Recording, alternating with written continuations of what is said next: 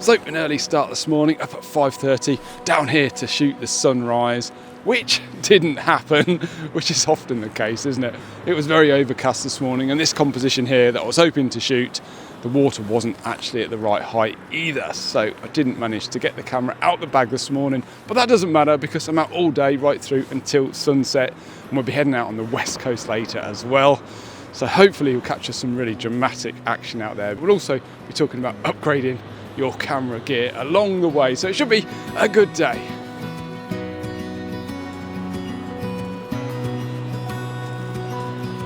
Well, the sun's come out now, but it's incredibly bright. By far the most often asked question I get through my emails and DMs is, should I upgrade my camera? Now usually there's a reason mentioned on why that person might be looking to upgrade, like for example, I'm thinking of printing big, or I would like a new film simulation the latest models offer, or I would like more resolution. And I think basically people are asking if I think it's a good idea to upgrade. So today I thought I would give you my opinion on why I think you should and shouldn't upgrade your camera this year. So camera manufacturers are crafty, aren't they? They like to dangle the carrot in front of us at every available moment. And of course, you know, our favourite photographers are always upgrading their kit as well. And it kind of feels like we constantly need to keep up with everything. But, you know, in all honesty, if you've got a decent quality camera that you've purchased within the last 5 years or even longer in a lot of cases, you're likely to see very little in terms of camera improvement, in my opinion. And I think we've kind of reached a point where we are seeing diminishing returns for our investments now when we upgrade. For example, there's not a huge difference between the older Fuji 26 megapixel cameras compared to the 40 megapixel ones. What you're gaining in resolution probably doesn't justify the extra file size and the fact that you will likely need a faster PC if you intend to process really complex edits. So you're going to need to upgrade those things as well, your storage and your computer. That's just my opinion, of course, but I do think it's a valid one. But all that being said, there are a couple of really valid reasons that I think you should upgrade your camera this year, which we'll touch on in just a bit.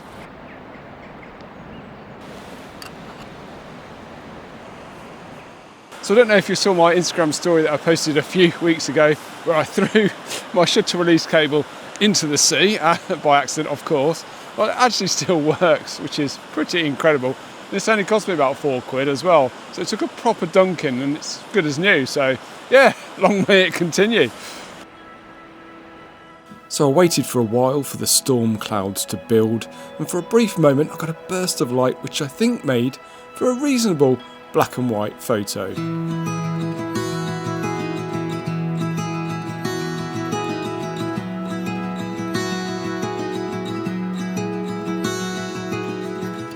Please allow me to mention my landscape photography ebook, all about how I compose my photos. The PDF book has over 120 pages and 200 photos that show my thought process from finding a composition to finally pressing the shutter button. I'm sure you'll find it a great read, and it is the best way to help support my channel. If you do fancy checking it out, there is a link down there in the video description. So, reason to upgrade your camera number one. Now, this is aimed at folk who earn money from their photography. So, if you earn an income from your camera, I think it's fair to say regular upgrades are fairly essential, and you'll also need backups too. Now, I've got three cameras, and I often upgrade one of them every 18 months, meaning they don't get older than 4.5 years old. Now, I set money aside each year for this. Now, I guess this might seem excessive to some people, but my cameras get a pretty high shutter count after 4 years. Plus, they get right beaten too. You know, they're out in all kinds of weather, changeable weather like this. They're starting to get some rain. So for me, it works. And I also consider upgrades if a new feature makes my workflow easier or quicker, or if it'll earn me more money. Now, for example, when Fuji brought out the flip screen, I was really quick to grab one because I thought it would make filming these videos so much easier, and it absolutely does. You know, I can see myself to check my composition, my exposure and my focus and stuff. So yeah, that was a bit of a game changer.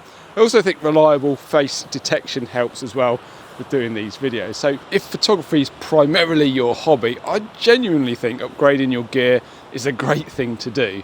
But the reason I think it's most beneficial isn't extra megapixels or improved autofocus, but more the fact that it's just blooming nice to treat yourself once in a while, isn't it? And if buying a new camera inspires you to get out more often, then ultimately your photography will improve, and that can only be a good thing, can't it? Now, I often hear people saying that buying a new camera won't improve you as a photographer, but I don't think that's always the case. The first time I picked up a Fuji camera, I was absolutely buzzing to get out with it because it was so different to what I'd shot with before, and it even inspired me to actually start making these YouTube videos. So there's definitely something in that. One thing I would say though is borrowing money to purchase a camera will often have the opposite effect, so that is something to bear in mind too.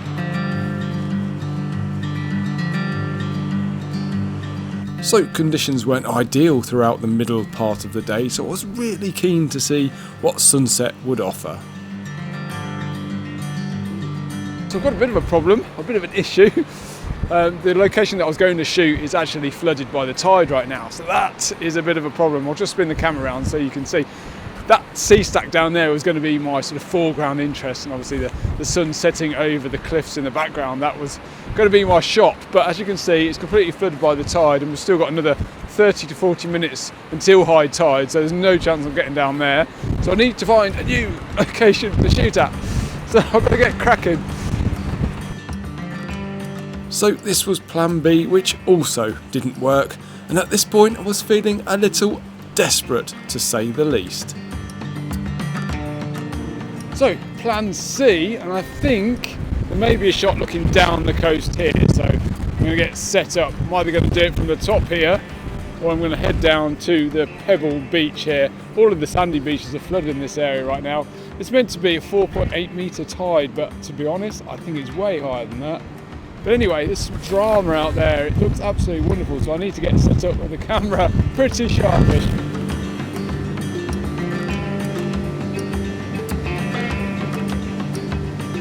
Now this area certainly looks to have a little more potential. So I've looked out just a little bit, managed to quickly get a composition set up, only about 10 minutes until the sun sets. But we've got this amazing cloud formation in the sky, this big swirl, which is absolutely brilliant. Yeah, wasn't expecting that at all. And every now and again the waves just wash up over these pebbles here, so that's kind of my foreground, a leading line into the scene, just keeping my eye on things. I've got the 3-stop filter on the front of the lens, which is giving me a quarter of a second to f11, so I'm showing a bit of movement and motion in the water as that sea just washes up over the pebbles that we've got here in the foreground. But yeah, the light's absolutely beautiful right now. It's just a case of shooting this over the course of the next 10 minutes until that sun drops down. But yeah, absolutely brilliant. I think I looked out as well, totally out of the wind, which is great, and the shutter release cable is still working, which is great. Yeah, absolutely brilliant.